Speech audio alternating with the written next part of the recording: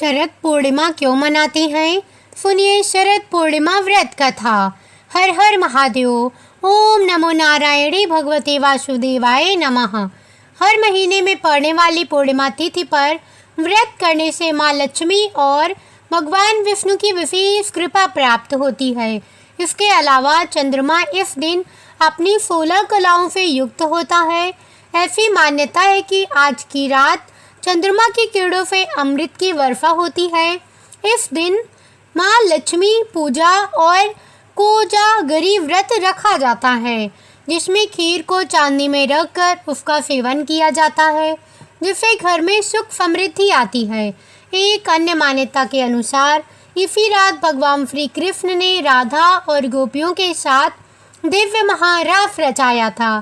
शरद पूर्णिमा हर साल आश्विन महीने के शुक्ल पक्ष की पूर्णिमा तिथि को मनाई जाती है। भारत में मनाई जाने वाली अनेक पूर्णिमाओं में से एक शरद पूर्णिमा अपनी आध्यात्मिक गहराई, सांस्कृतिक समृद्धि और स्वास्थ्य संबंधी महत्व के कारण विशेष स्थान रखती है। इस वर्ष शरद पूर्णिमा सोमवार 6 अक्टूबर को मनाई जाएगी। यह फसल पूर्णिमा है, जो मानसून के अंत और शरद ऋतु के आरंभ का प्रतीक है।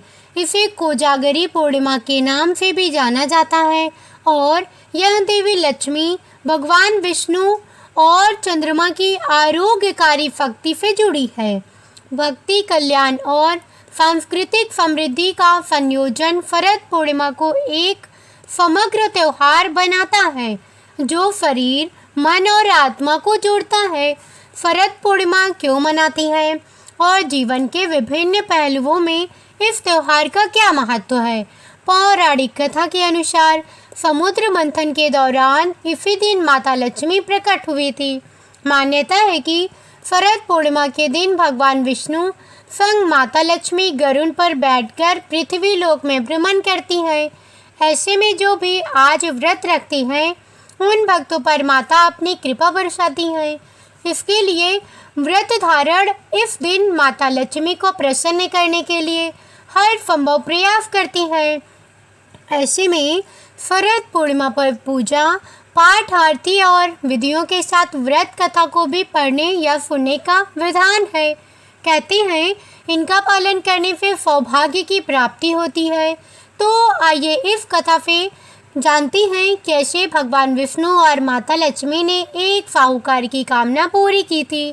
किसी नगर में एक साहूकार रहता था। उनकी 2 बेटियां थीं, जो हर महीने में आने वाली पूर्णिमा का व्रत रखा करती थी। दरअसल इन दोनों बेटियों में बड़ी बेटी का पूर्णिमा का व्रत तो पूरे विधि विधान से करती थी, लेकिन छोटी बेटी व्रत के नियमों का सही ढंग से पालन नहीं करती थी। ये बस व्रत के नाम पर खाना पूर्ति करती रहती थी। साहूकार की दोनों बेटियां जैसे ही बड़ी हुई, पिता ने दोनों का विवाह करा दिया। बड़ी बेटी के घर समय पर स्वस्थ संतान ने जन्म लिया। वहीं छोटी बेटी को संतान तो हुई, लेकिन उसकी संतान ने जन्म लेने के तुरंत बाद दम तोड़ दिया। इस तरह छोटी बेटी के साथ ये लगातार 2 से 3 बार हो गया। फिर उसने एक ब्राह्मण को बुलाकर अपनी पूरी गाथा सुनाई और इसके उपचार में उपाय बताने के लिए कहा। ब्राह्मण ने उसकी सारी बातें सुन ली और कुछ प्रश्न भी पूछे। फिर कहा, तुमने पूर्णिमा का व्रत तो किया है, लेकिन हमेशा अधूरा व्रत करती हो, इसलिए तुम्हें व्रत का पूरा फल नहीं मिल पा रहा है। दरअसल तुम्हें अधूरे व्रत का दोष लग रहा है। ब्राह्मण की बात सुनकर लड़की थोड़ी दुखी हुई। फिर उसने पूरे विधि विधान से पूर्णिमा व्रत को करने का निर्णय लिया, लेकिन पूर्णिमा आने से पहले ही उसने एक बेटे को जन्म दिया। फिर जन्म लेने के साथ ही बेटी की मृत्यु हो गई। हर बार ऐसी घटना ने साहूकार की छोटी बेटी काफ़ी दुखी हुई। उसने अपने बेटे के शव को एक पीढ़े पर रखा, इसे एक कपड़े से इस तरह ढका कि किसी को पता ना चले। इसके बाद उसने अपनी बड़ी बहन को बुलाया। उन्हें बैठने के लिए उसने वही पीढ़ा दे दिया। जैसे ही बड़ी बहन उस पीढ़े पर बैठने लगती है, तो उसके लहंगे का हिस्सा बच्चे में स्पर्श हुआ और वह जीवित होकर रोने लगा। बच्चे के रोने की आवाज़ सुन बड़ी बहन घबरा गई। फिर छोटी बहन को उसने डांट लगाई। बड़ी बहन ने क्रोधित होकर कहा कि ये तुमने क्या किया? क्या तुम मुझ पर बच्चे की हत्या का कलंक लगाना चाहती हो? मेरे बैठने से अगर बच्चे की मृत्यु हो जाती तो? बहन के गुस्से को नियंत्रित करती हुई छोटी बहन ने उत्तर दिया, यह बच्चा तो मरा हुआ ही था। दीदी, तुम्हारे स्पर्श से ही तो यह पुनर्जीवित हुआ है। हर पूर्णिमा पर जो तुम व्रत और तप किया करती थी, उसके कारण तुम्हें वरदान प्राप्त है और तुम पवित्र हो गई हो। दीदी, अब मैं भी तुम्हारी तरह शरद पूर्णिमा व्रत पर विधि विधान से पूजा करूंगी। तभी से साहूकार की छोटी बेटी ने भी पूर्णिमा व्रत नियम अनुसार करने लगी। इसके बाद इस व्रत के महत्व और फल का प्रचार पूरे नगर में प्रसिद्ध हुआ। जिस प्रकार माता लक्ष्मी और भगवान विष्णु ने साहूकार की बेटी की कामना पूरी कर सौभाग्य प्रदान किया, वैसे ही हम पर भी अपनी कृपा बनी रहे, बनाए रखना। बोलिए लक्ष्मी नारायण की जय, माता लक्ष्मी की जय। अब आइए सुनते हैं शरद पूर्णिमा की दूसरी कथा के अनुसार पढ़ने से मिलता है ऐश्वर्य। शरद पूर्णिमा पर माँ लक्ष्मी की पूजा और व्रत किया जाता है। इस व्रत को कोजागर व्रत और कौमुदी व्रत के नाम से भी जाना जाता है। इस दिन संपूर्ण फल के लिए शरद पूर्णिमा व्रत कथा जरूर पढ़नी चाहिए। कोजागर व्रत पश्चिम बंगाल, ओडिशा, असम के प्रमुख त्योहारों में से एक है। इस दिन देवी लक्ष्मी की विशेष पूजा आराधना की जाती है। इस व्रत में रात्रि काल में जागरण करने का विधान है। कोजागर व्रत कथा के अनुसार आश्विन पूर्णिमा की रात्रि में माता लक्ष्मी संसार में भ्रमण के लिए निकलती हैं और जो भी भक्त उन्हें जागता हुआ मिलता है, देवी माँ उसे धन धान्य से संपन्न कर देती हैं।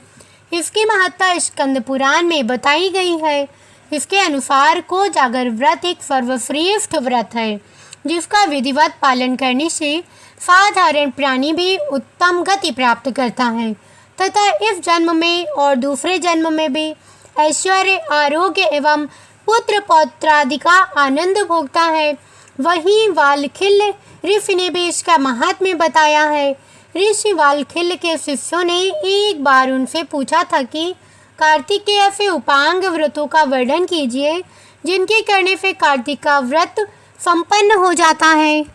वालखिल्य ने कहा कि इसके लिए आश्विन माह की शुक्ल पक्ष पूर्णिमा को रात्रि में जागरण के साथ श्रद्धापूर्वक लक्ष्मी जी की पूजा अर्चना करना चाहिए। इसके दिन नारियल पानी पीने तथा चौसर खेलने से लक्ष्मी जी प्रसन्न होती हैं और इस पर उन्होंने वलित नाम के दरिद्र ब्राह्मण की कथा भी सुनाई। ऋषि के अनुसार मगध देश में वलित नामक एक ब्राह्मण निवास करता था। यूँ तो वह अनेक विद्याओं का धनी था और नित्य संध्या स्नान आदि करता रहता था, लेकिन आर्थिक रूप से वह अत्यंत निर्धन था। यदि कोई उसके घर आकर कुछ दान के जाए तो स्वीकार कर लेता था, वरना वह किसी से कुछ भी नहीं मांगता था। जितना वह ब्राह्मण सज्जन था, उसकी पत्नी उतनी ही अधिक दुष्ट और कलहप्रिय थी। वह प्रतिदिन इस बात पर झगड़ा करती थी कि उसकी बहन का विवाह कितने धन संपन्न परिवार में हुआ है और वह सोने चांदी के आभूषणों से सजी धजी घूमती है। ब्राह्मण की पत्नी अन्य लोगों के बीच भी अपने पति के कुल और विद्या को तिरस्कृत करती थी और उसने एक प्रण लिया कि जब तक वो धनवान नहीं होंगे तब तक वह पति के हर आदेश के विपरीत ही कार्य करेगी। एक दिन तो उसने अपने पति से राजा के यहाँ से धन चोरी कर लाने को कहा और ऐसा ना करने पर मारने की चेतावनी दे डाली। वह दुर्जन स्त्री तरह तरह से वलित को पीड़ित करने लगी।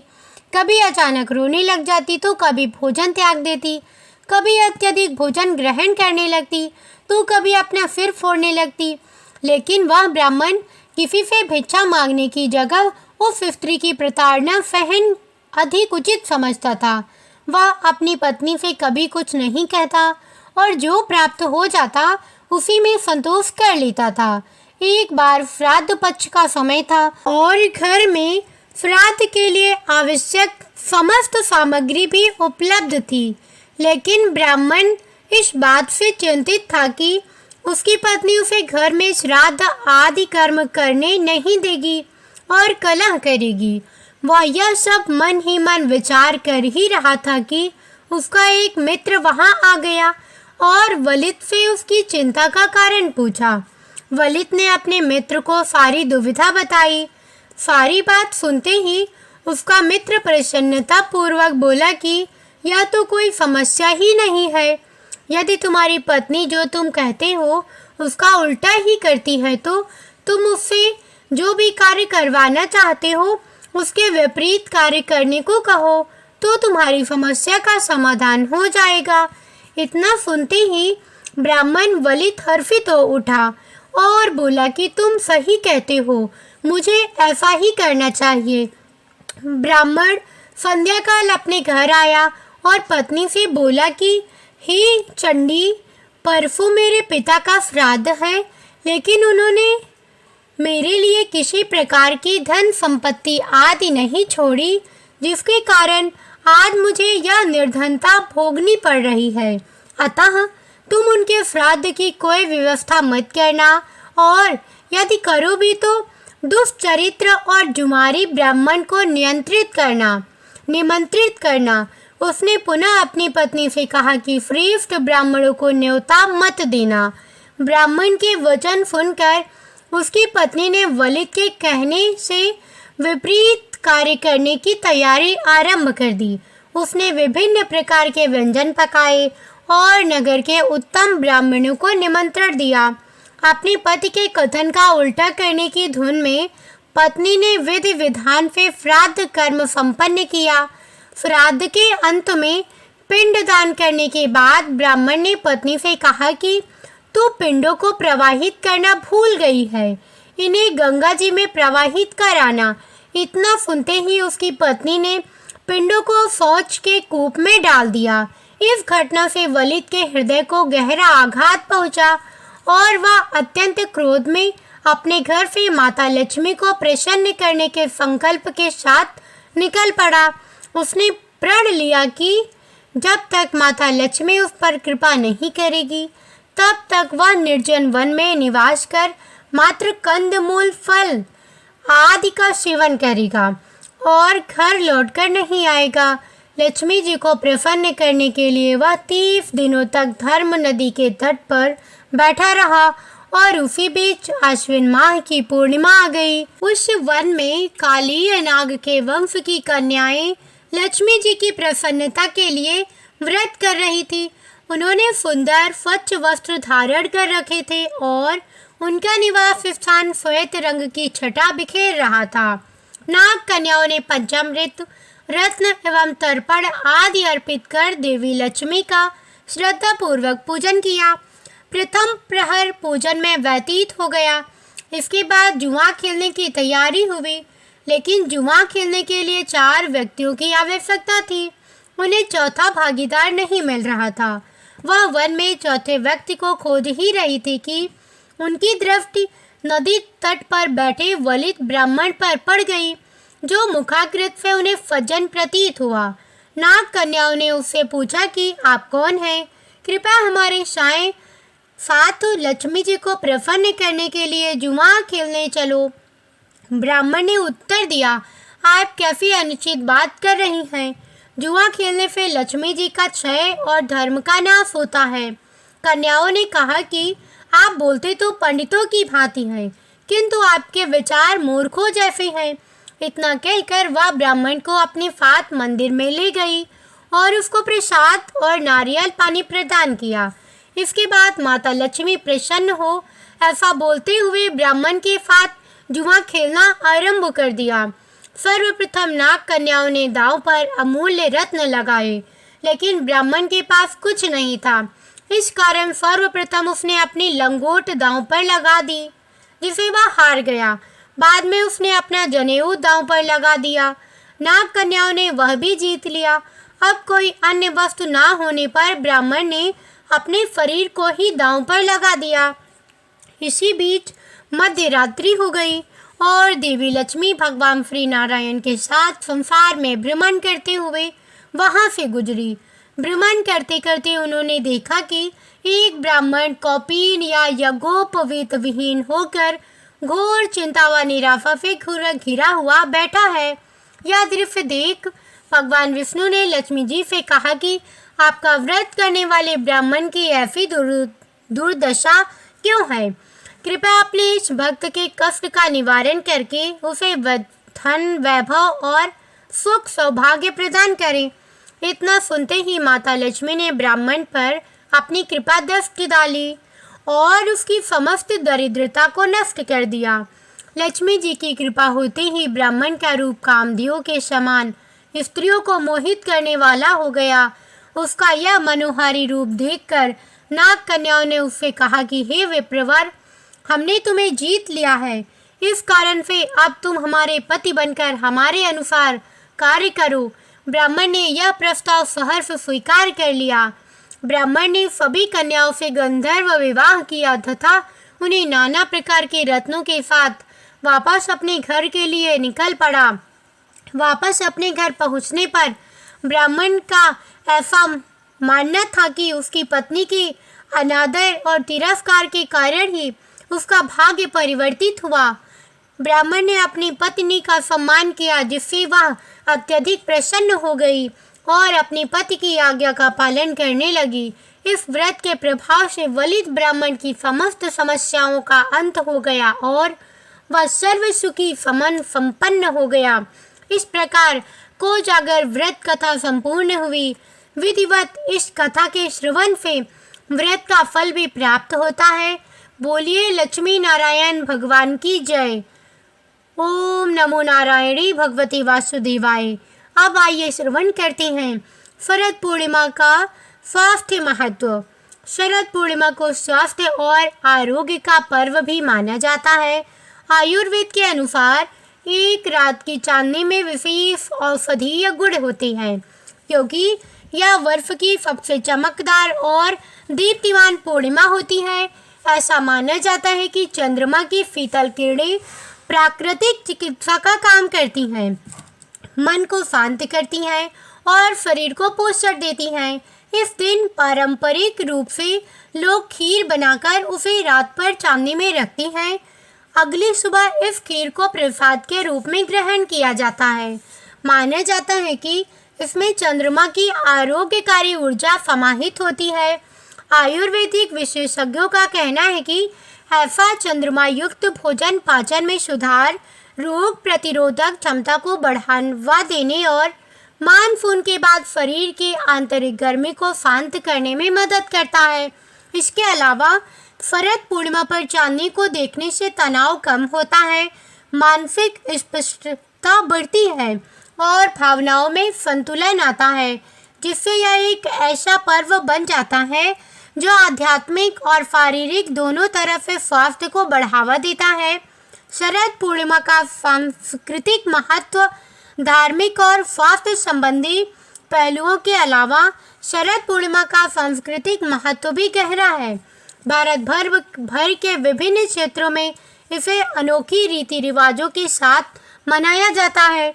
बंगाल और ओडिशा में शरद पूर्णिमा को लक्ष्मी पूजा के रूप में मनाया जाता है, जहां भक्त धन और समृद्धि के लिए देवी लक्ष्मी की पूजा करती हैं।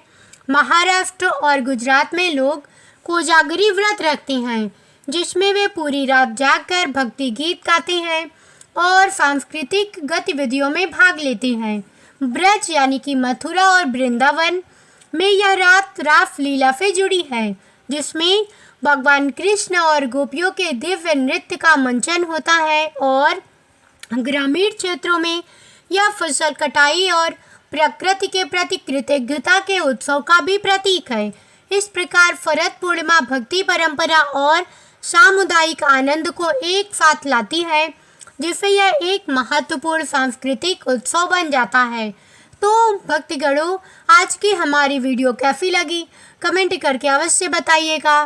साथ ही वीडियो कमेंट में ओम नमो नारायणी भगवते वासुदेवाय नमः अवश्य लिखिएगा। भगवान विष्णु और माता लक्ष्मी की जय अवश्य लिखिएगा। मिलती हूँ ऐसी ही धार्मिक और रोचक कथा के साथ। तब तक के लिए जय बजरंगबली। राम राम।